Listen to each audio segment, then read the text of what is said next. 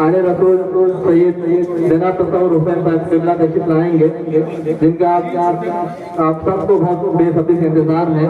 उनके आने से पहले मैं एक शेर का नाम मुनासिब समझता हूँ। लेके जाने किताबत के सर मस्तियाँ, लेके जाने किताबत की सर मस्तियाँ, वाइद अहले सुन्नत चले आइए, वाइद अहले सुन्नत चले आइए। मेरे मुराद जनाब तस्वर साहब। नारे तकबीर, नारे तकबीर, नारे रिसालत, जिक्र इमाम हुसैन, जिक्र इमाम हुसैन।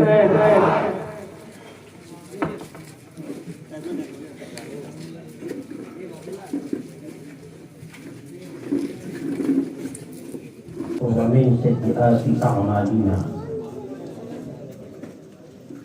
من يهده الله فلا مضل له ومن يضلله فلا هادي له ونشهد أن لا إله إلا الله وحده لا شريك له ونشهد أن سيدنا ومولانا محمدا عبده ورسوله. أما بعد، فقد قال الله تبارك وتعالى في القرآن المجيد والفرقان الحميد: فأعوذ بالله من الشيطان الرجيم، بسم الله الرحمن الرحيم. قل لا أسألكم عليه أجرا إلا المودة في القربى. آمنت بالله، صدق الله المولانا العظيم.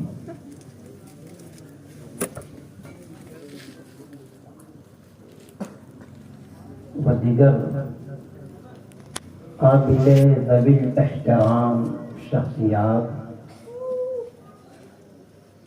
و سامعین کرام، عزیز بچوں، السلام علیکم ورحمۃ اللہ وبرکاتہ۔ وعلیکم السلام ورحمۃ اللہ وبرکاتہ۔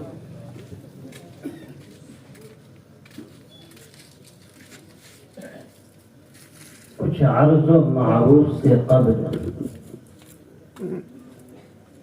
آئیے ہم اور آپ مل کر نہایت ہی عقیدت و احترام کے ساتھ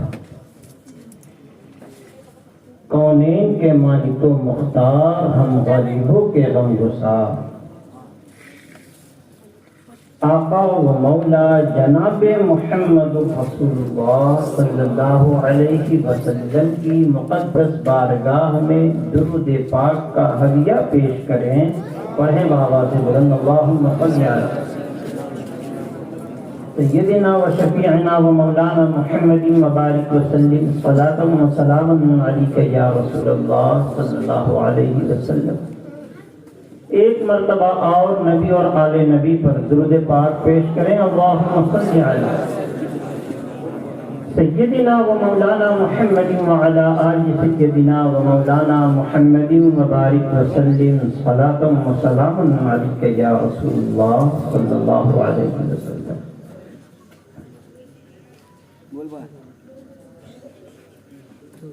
بحمدہ تعالی و بتوفیق الہی۔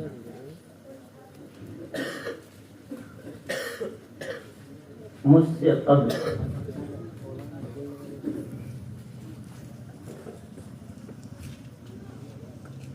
اسٹیج پر تشریف فرما معزز شعراء کرام نے اپنے اپنے انداز میں امام حسین علیہ السلام کی بارگاہ میں خراج عقیدت پیش کر رہے ہیں۔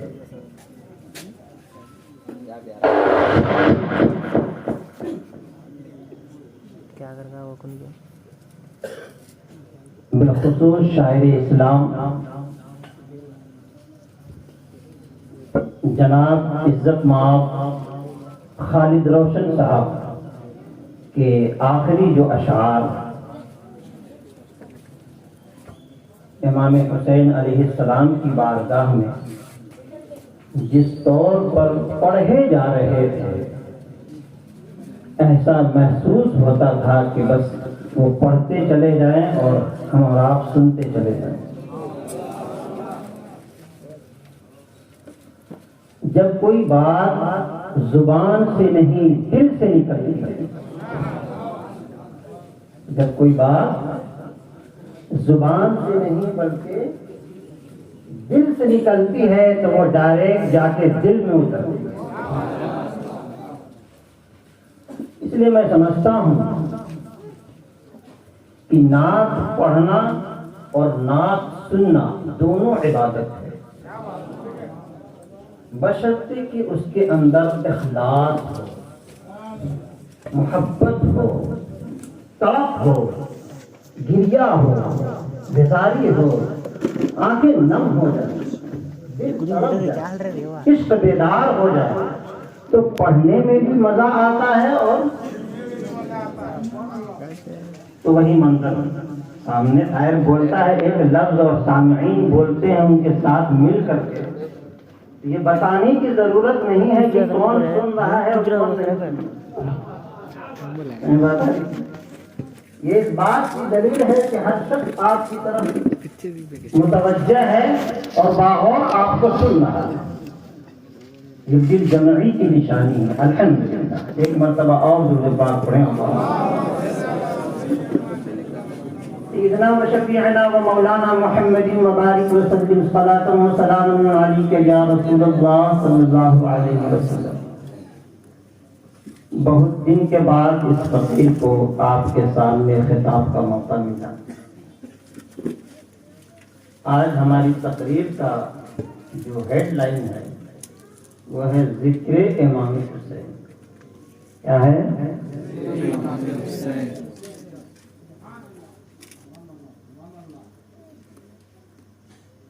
ذکر امام حسین کو ہم کریں گے خطبات امام حسین سے۔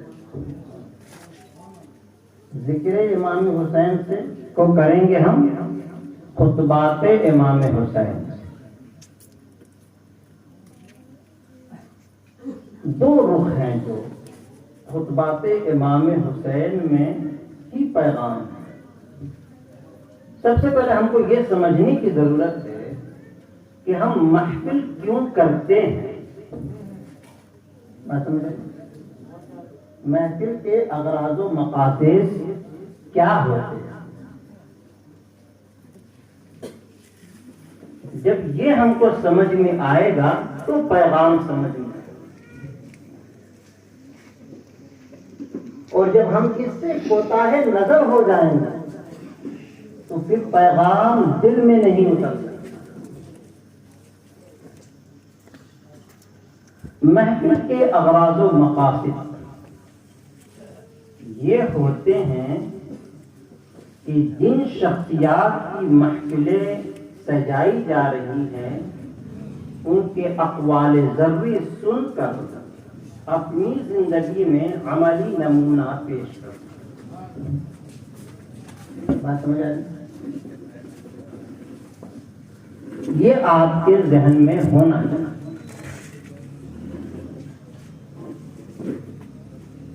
خطبات امام حسین میں جو تین پیغام موٹا موٹا نکل کر سامنے آتا ہے، ہم پہلے آپ کا ذہن سازی کر لیں، اس کے بعد پھر قرآن کی تفسیر کی طرف آئیں گے، پھر خطبات امام حسین کی طرف۔ تین پیغام سامنے نکل کر آتا ہے۔ پہلا پیغام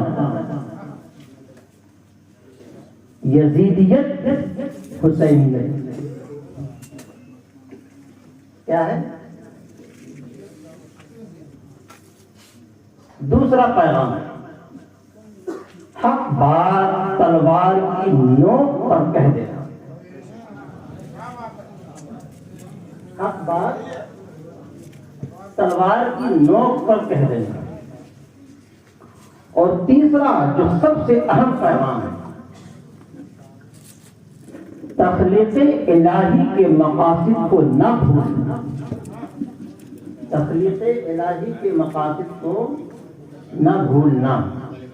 یہ تین پیغام خطبات امام حسین سے نکل کر سامنے آتا ہے۔ وہ خطبہ جو کربلا کی سرزمین پر امام حسین علیہ السلام نے لوگوں سے فرمایا.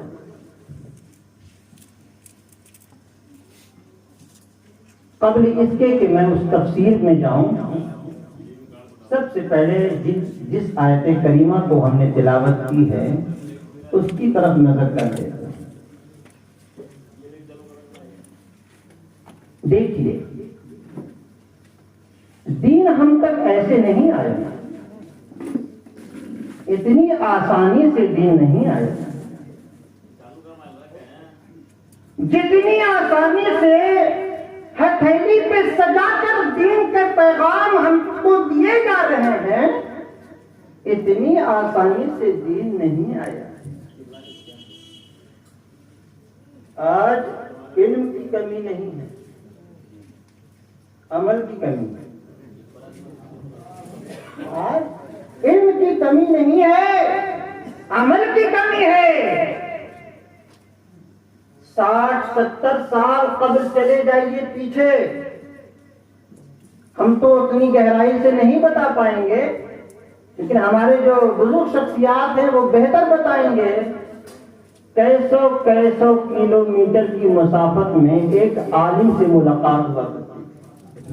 سچائی ہے کہ کیسوں کلومیٹر کی مسافت میں ایک عالم سے ملاقات ہوتی. اتنے قیمتی تھے عالم دین، اب تو گھر گھر میں عالم دین. الحمدللہ. تو اس سے پتہ چلتا ہے کہ علم کی کمی، عمل کی کمی ہے. تو دین ہم تک ایسے نہیں پہنچا. اللہ نے اپنے پیغمبر کو ارشاد فرمایا، خود پیغمبر نے اپنی زبان سے نہیں کہا بلکہ پیغمبر کی زبان سے کہلوایا گیا. اللہ نے فرمایا قُلْ لَا أَسْأَلُكُمْ عَلَيْهِ أَجْرًا إِلَّا الْمَوَدَّةَ فِي الْقُرْبَى. اے میرے محبوب آپ کہیے گا تو سمجھ میں آئے گا. ان لوگ کہیے، آپ کی محنت کو نہیں سمجھ پا رہے، آپ کی مشقت کو نہیں سمجھ پا رہے ہیں، آپ کی تکلیف کو نہیں سمجھ پا رہے ہیں. کہیے، بتائیے کہ آپ نے جو کیا ہے وہ کتنا اہم ہے. اللہ فرماتا ہے لا اسألکم علیہ اجرا. اے میرے محبوب آپ لوگوں سے کہیے کہ ہم نے جو تمہارے لیے تکلیفیں برداشت کی ہے، اللہ کا پیغام تم تک پہنچانے کے لیے جو اذیتوں کا سامنا ہم نے کیا ہے، اس کے بدلے میں ہم تم سے کچھ نہیں مانگتے. طائف کی گلیوں میں لہو لہان ہو گئے، قلبوں سے خون بہ رہا ہے، زبان پہ اٹھ تک نہیں. بچے مذاق اڑا رہے ہیں آپ کے پیغامات کے، زبان پہ اٹھ تک نہیں ہے. اللہ کے مقدس حبیب صلی اللہ علیہ وسلم نفرت کا جواب محبت سے دیتے ہوئے اللہ کی بارگاہ میں گریہ کرتے ہیں، اے میرے مولا یہ تیرے محبوب کو نہیں جانتے، اے اللہ انہیں تو اپنے فضل سے ہدایت دے دے. یہ نبی کا کردار ہے، اور جب نبی کا کردار ایسا ہے تو نبی کے چاہنے والے کا کردار بھی کیسا ہونا چاہیے؟ ایسا ہی نہ ہونا چاہیے. اگر اس کے برعکس ہے تو کیسا نبی کا چاہنا؟ اللہ کے مقدس حبیب صلی اللہ علیہ وسلم کو 3 سال تک ایک جگہ روک دیا گیا. سوشل بائیکاٹ، کچھ نہیں کر سکتے لوگوں کے ساتھ مل جل کے، آپ تجارت نہیں کر سکتے، میل جول نہیں کر سکتے، آپ اپنی معلومات کو اپنے تک رکھیے، کچھ نہیں کر سکتے. وہ تمام اذیتوں کو برداشت کیا. جان لیجیے وہ محبوب پروردگار ہیں، اگر چاہتے تو ایک اشارہ کرتے اللہ کا عذاب اترا، لیکن برداشت کیا۔ اے میرے محبوب، اس اذیت کا احساس دلائیے کہ جس اذیت کو ہم نے تمہارے لیے برداشت کیا ہے، اس کے بدلے میں ہم تو تم سے کچھ مانگتے ہی نہیں۔ ایک ہی چیز کا مطالبہ، ایک ہی چیز کا مطالبہ کرتے ہیں، وہ کیا ہے؟ میرے خاندان سے محبت، میرے خاندان سے محبت، میرے خاندان سے محبت مطالبہ کیا ہے۔ کس نے مطالبہ کیا ہے؟ محبوب پروردگار عالم نے۔ ذہن میں ایک سوال یہ ہوتا ہے کہ سرکار کو ایسا مطالبہ کرنے کے لیے اللہ نے حکم دیا کیا؟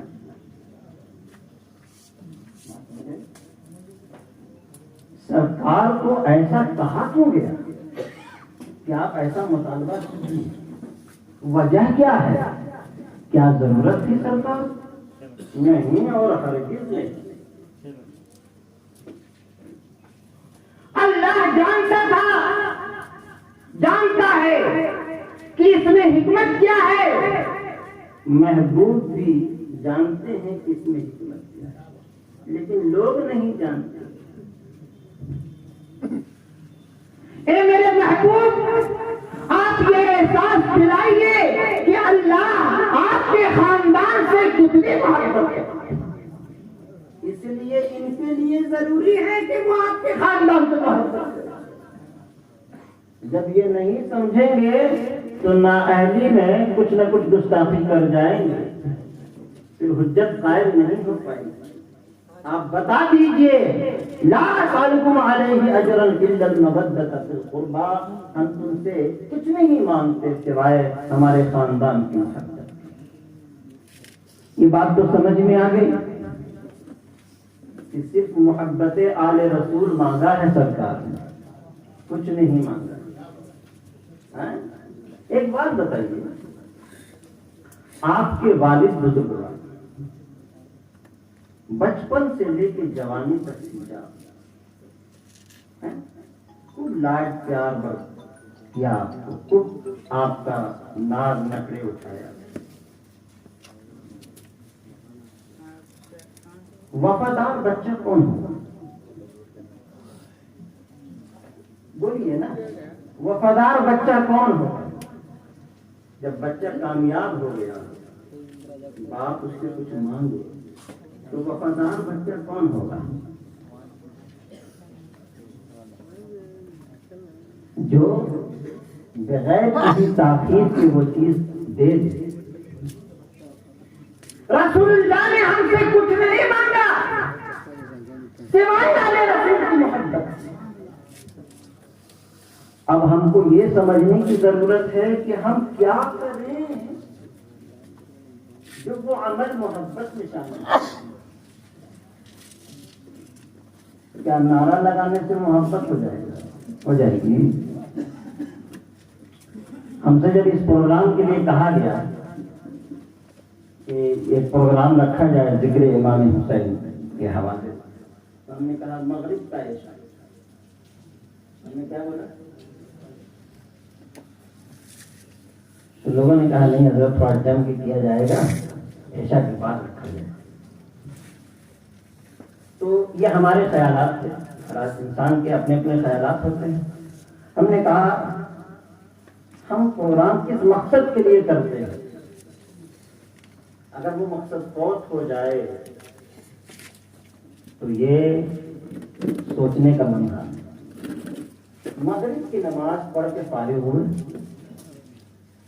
اللہ کے محبوبوں کا ذکر کیا، پھر ایک وقت، ایک نماز کا وقت ہوا، وہاں بند کیا، پھر اللہ کی عبادت کے لیے تیار ہوا۔